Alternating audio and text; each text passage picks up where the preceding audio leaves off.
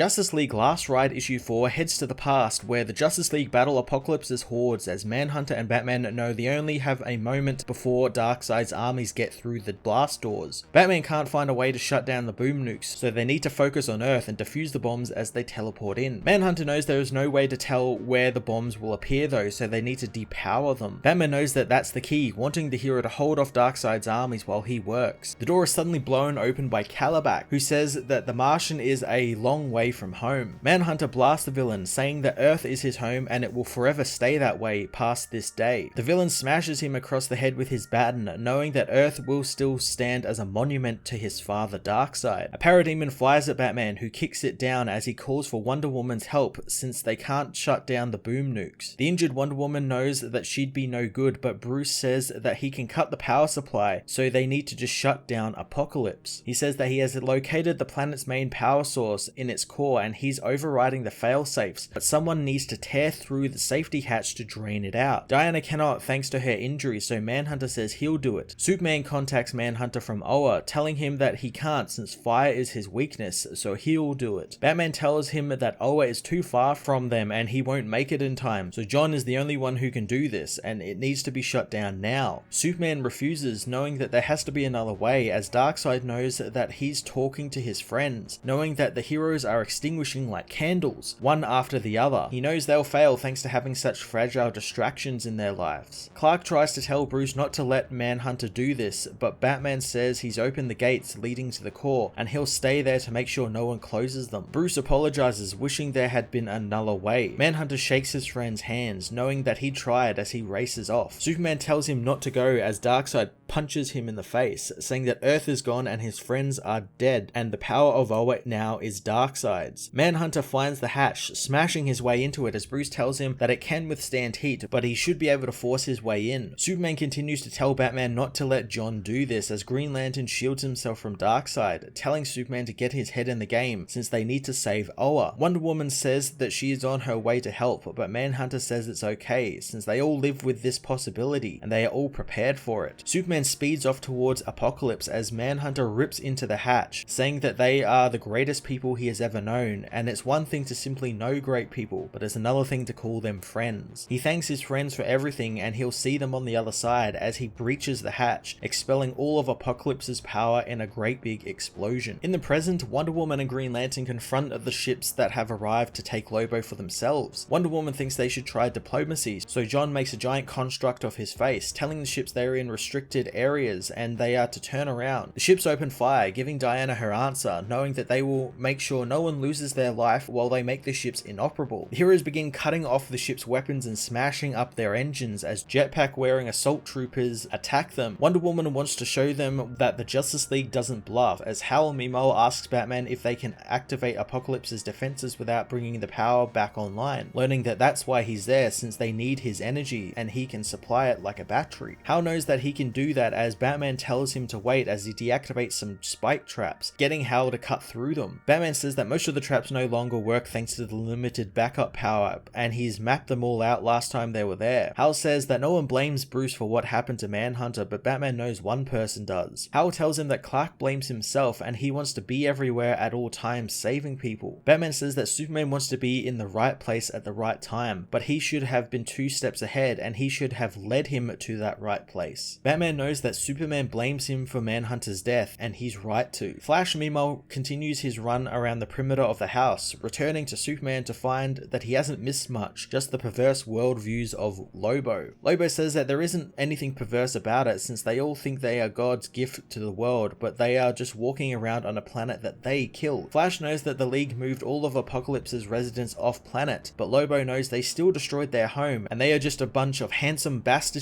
which blow up worlds because their natural residents are just some grade A uggos. Flash tries to correct him, but Superman tells Wally not to let the villain inside his head, since Lobo is just murderous trash. Superman says that he will stand trial for the deaths and the murdering of the New Gods. Lobo says he's just a bounty hunter, and sure, he's killed his fair share of that bounty, but he isn't a hired killer, since hunting is business and killing is pleasure. He says he just brought what was left of the New Gods to his client who finished the job. Superman wants to know who the client is, but Lobo says a gentleman never tells. So Clark knows that even if he didn't kill them, he's just as complicit as whomever did. Lobo knows that's like saying the guy who sends chumps to their deaths is as bad as the cause, knowing that he's been listening to the team, and that sounds really familiar to what happened between the League. Wonder Woman meanwhile continues fighting the soldiers as John takes out more of the ships, knowing that he's almost done there. Suddenly he's beaten down by Mongol, who says Wonder Woman is out of her jurisdiction. Superman meanwhile leaves the building, and Wally asks if Lobo didn't kill the New Gods, then who did, since they can't believe him surely. Superman isn't so sure, but Lobo tends to be pretty blunt, preferring violence to lies, and there are some suspicions that the Corps have been looking into. Clark says that he thought that whoever hired Lobo wanted to take out the New Gods and New Genesis, but Hal made sure the United Planet stepped in and protected them and its people. Wally says this feels like a trap, and while he's not as detective-y as Batman or a strategist like Wonder Woman, he knows this isn't right. Superman suddenly sees something on the horizon, knowing Wally might be right, as an army of manhunters led by the cyborg Superman bears down on the heroes.